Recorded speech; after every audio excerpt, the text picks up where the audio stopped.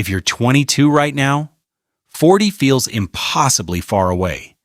You have time to earn more, time to start investing, time to figure everything out later. That's exactly what makes your 20s so dangerous, because the decisions that determine whether you're wealthy at 40 rarely look important at 22. It's the $200 you almost didn't invest, the skill you learned after work, the car upgrade you decided to delay, the raise you refused to completely spend. None of these decisions will make you look rich next year. But something strange happens when you repeat them for 15 years. The person who looked like they were falling behind at 25 can become the person everyone thinks got lucky at 40. This isn't about becoming a millionaire overnight. It's about using the one advantage you'll never be able to buy back: time. Because if you want to be rich by 40, the most important years aren't your late 30s. They're the ordinary years you're living right now. At 22, you probably don't feel financially powerful. Maybe your salary is small. Rent takes too much of it. Your savings account isn't impressive. And investing $100 or $200 feels almost pointless. Meanwhile, someone online your age seems to have everything figured out. The apartment, the car, the vacations, the business. It's easy to feel behind. But you're measuring the wrong thing. Your greatest financial advantage isn't your salary. It's the 15 or 18 years sitting between you and 40. Those years give small decisions time to become large ones. A small investment can compound. A valuable skill can increase your income. A side hustle can become a business. A good financial habit can survive dozens of future paychecks. But there's a catch. Time only works if you give it something to work with. Waiting until you earn more feels harmless. Waiting until 25 becomes 28. Then 28 becomes 32. Suddenly, you still want the same financial future, but you have fewer years to build it. That's why your 20s aren't about looking wealthy.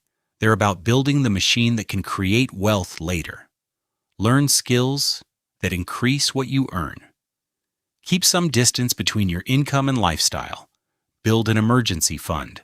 Start owning productive assets. Avoid turning every raise into another monthly payment.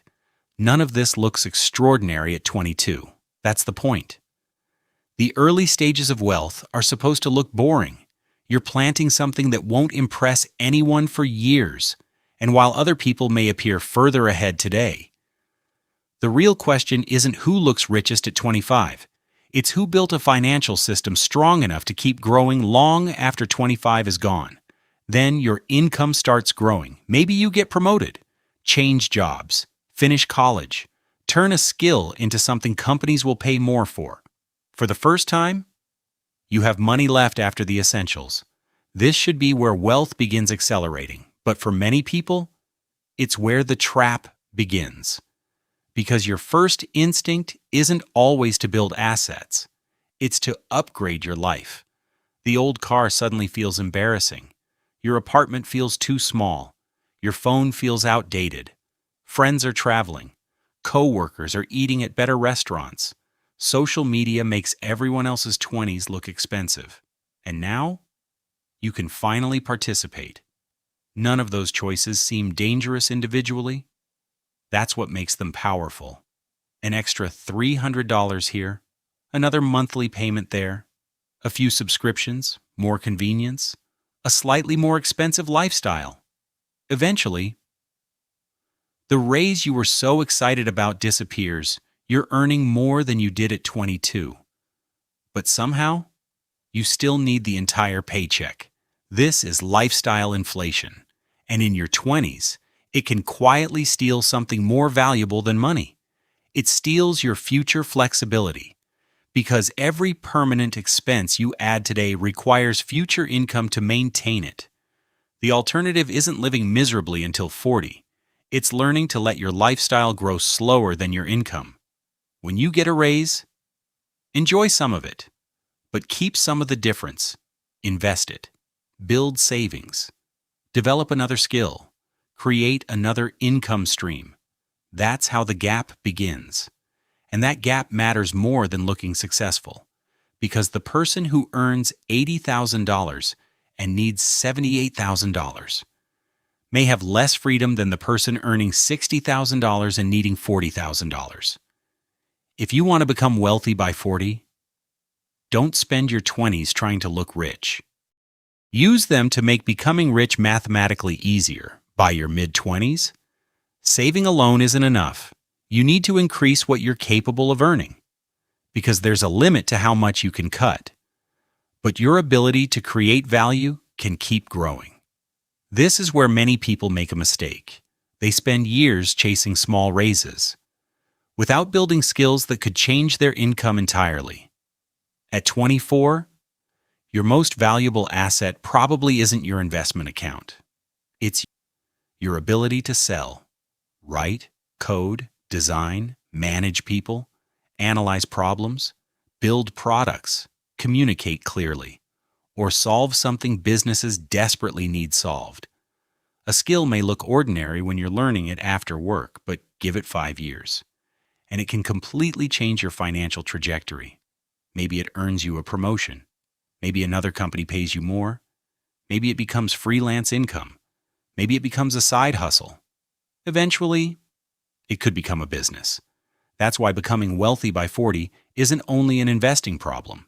It's an income problem too. Investing gives your money time to compound. Skills give your earning power time to compound. You want both working together. Earn more, but don't immediately spend more. Invest the difference. Then use some of your money and time to become even more valuable. That creates a cycle. Better skills create higher income. Higher income creates more investable money. More invested money creates more assets. Those assets create more options. And options give you greater control over your time. This doesn't happen in 6 months. That's why starting young matters. You're not trying to become rich at 25. You're trying to become extremely difficult to keep financially stuck by 30. Because once your skills, income, habits, and investments begin growing together, 40 stops looking like a deadline. It starts looking like enough time. By your late 20s, life starts getting more expensive. The first serious car, a better apartment, maybe a home, furniture, credit cards, trips you promise yourself you'll pay off later. Each decision seems manageable. That's how the trap works. It rarely arrives as one enormous mistake. It arrives as monthly payments. $300 here, $500 there. Another payment that doesn't seem dangerous because your salary can handle it. Then payday arrives. And half of your future has already been assigned. That's the real cost of unnecessary debt. Not just interest, lost flexibility. Money that could have bought investments now pays for something you already consumed. Income that could have funded a business now keeps yesterday's lifestyle alive. And opportunities become harder to take. You want to change careers, but the payments need your current salary. You want to start something, but you can't risk a bad month. You want to invest aggressively, but there's never enough left. Debt begins making decisions before you do. That doesn't mean every loan is automatically bad.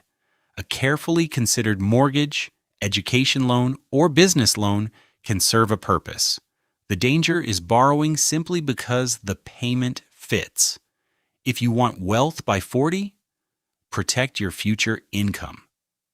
Be careful what you promise it to, especially in your 20s, because these are the years when your money has the longest time to compound. Every unnecessary payment competes with that opportunity. The goal isn't to own nothing. It's to make sure the things you own don't quietly own you. By 30, you don't need the most impressive lifestyle in your friend group. You need flexibility, low financial pressure, growing assets, increasing income, and enough breathing room to take opportunities when they appear. Because the fastest path to wealth isn't always making one brilliant investment. Sometimes, it's simply refusing to spend 15 years paying for decisions your 25-year-old self barely remembers. Then, 30 arrives. probably faster than you expected. This is where the work from your 20s begins revealing itself, not through a luxury car, not through an expensive watch, through momentum. You have skills that are worth more than they were 8 years ago. Your income has grown, your emergency fund exists, debt is manageable. Your investments are no longer starting from zero, and that last part matters, because now your money has had years to begin working alongside you. The investments you made at 23 looked tiny. The ones at 26 didn't feel much bigger, but together, they created a foundation. Now every new dollar joins money that's already working. This is where compounding starts becoming easier to notice. But there's another path. Someone else reaches 30 with a good salary and almost nothing underneath it. Every raise became an upgrade. Every bonus disappeared. Investing was always something they'd start next year. They aren't doomed. 30 is still young. But now, they must build the same foundation. With less time. That's the hidden advantage of starting early. You aren't trying to predict the perfect stock. You're giving yourself more years for imperfect decisions to work. Your 30s should be the decade where momentum accelerates, not the decade where you finally begin thinking about money. Keep increasing your earning power. Keep owning productive assets. Keep lifestyle inflation under control. Protect yourself from catastrophic mistakes. And don't destroy 10 years of discipline trying to get rich in 10 months. Because by this stage, boring starts becoming powerful. The habits nobody respected at 24 begin producing results people notice at 34. And suddenly, the person who looked like they weren't enjoying their money enough starts having something far more valuable: choices. That's when you realize your 20s weren't about getting rich. They were about making your 30s financially dangerous in the best possible way. Somewhere in your 30s, the numbers may finally become impressive. Your salary is higher. Your investments have grown. Your career has momentum. Maybe your side hustle became meaningful. Maybe your business finally works. For the first time, you feel financially successful.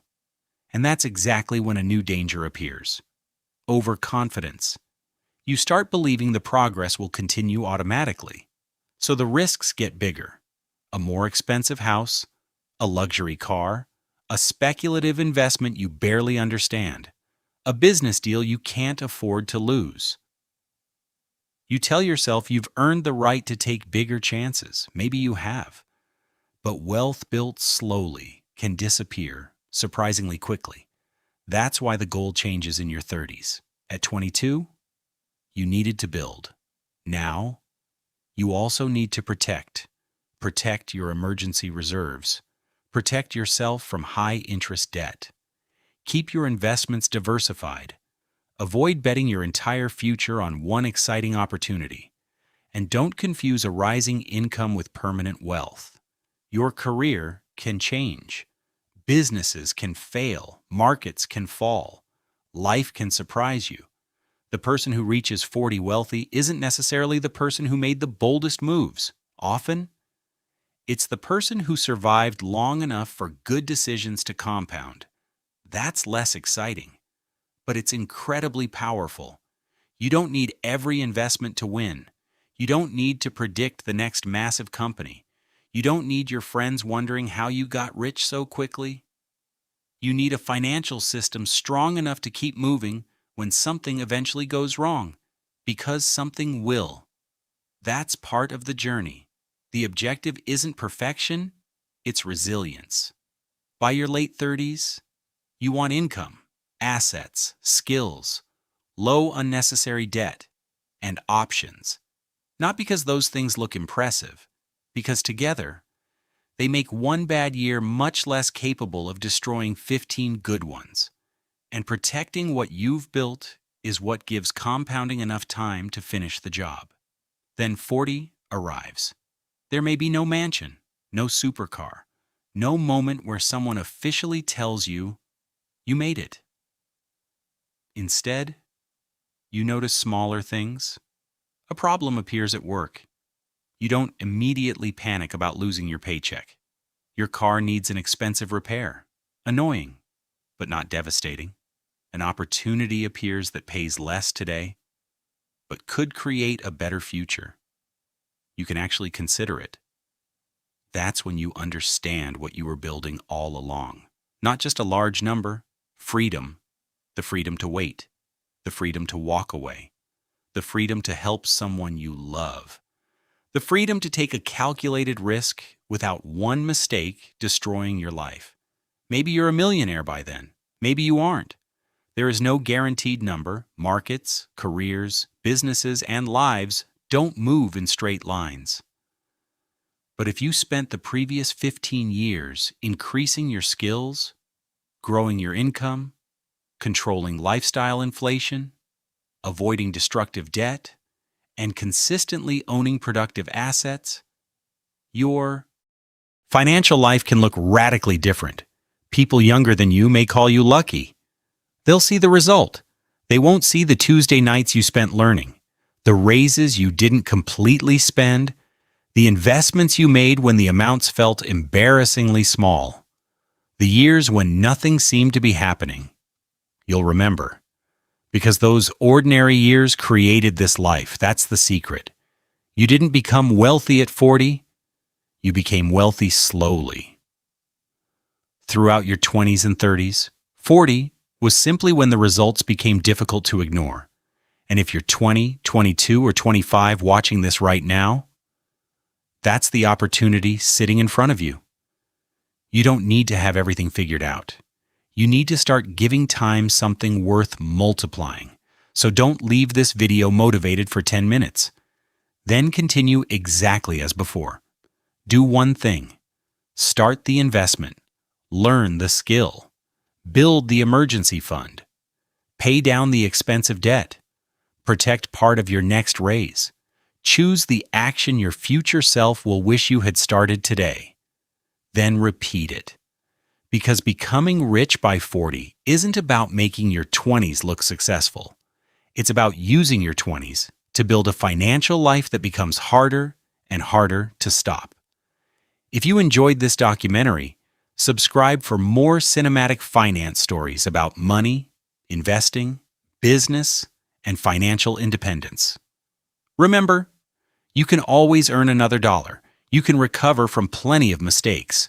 But you can never buy back a decade. If you're under 30, time is still on your side. Give it something to work with.